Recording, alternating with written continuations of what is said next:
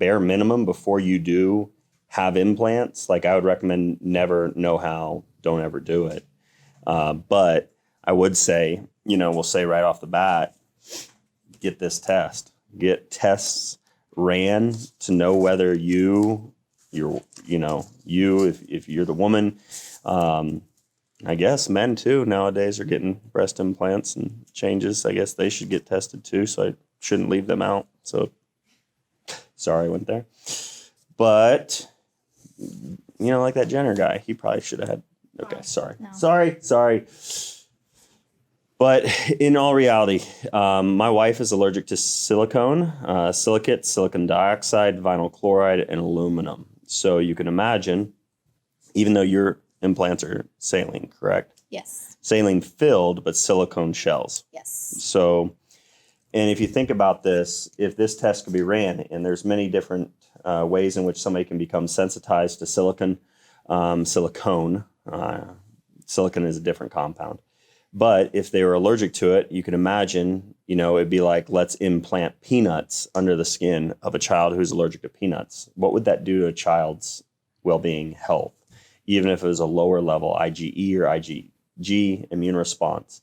If you implant something that the body can no longer get rid of, you're constantly causing a chronic immune activation and inflammation in their system.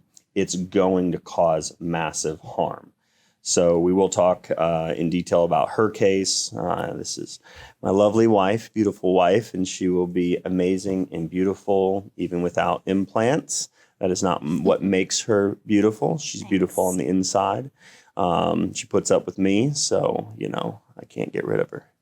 So yes. Love her dearly, and anything is worth it. I mean, we're going to go next week, Wednesday. So if you all would be praying for just, anytime somebody goes underneath the knife, there's risks involved in that. But we're looking forward to the health improvements we're going to see by elimination of the allergies and the sources of chronic immune activation and inflammation. So yeah, absolutely. Kind of like you said, that's something that we're doing next week. And this has been a long time coming. I've been wanting this for 6 years. Somehow she keeps getting pregnant. Yes, I keep getting pregnant. And the funny thing about that, well, not Nobody so funny. Nobody explained to me how that happens. Yeah, well, okay. Well, that's another topic for another day. but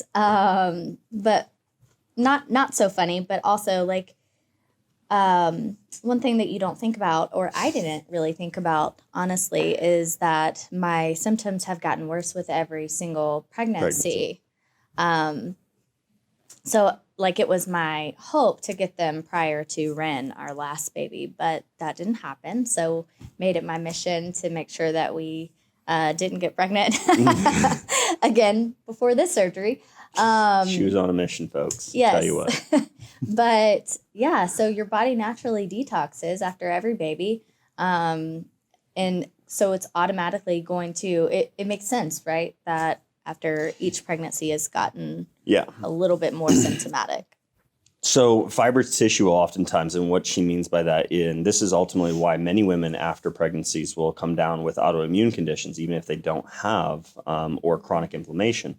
I think one of my favorite, when I really learned about this, studying this stuff in terms of like vaccine injury and things and aluminum exposure, was through Forrest Meridian.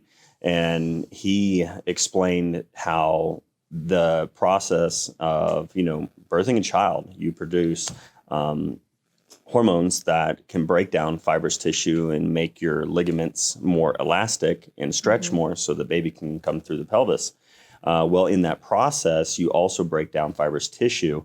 And in essence, like with breast implants, you have fibrous tissue encapsulating that. Right. So you break that encapsulation down to some degree. You're releasing more of those silicone compounds into the bloodstream, and that's harmful to the woman in terms of aluminum. My wife's also allergic to aluminum.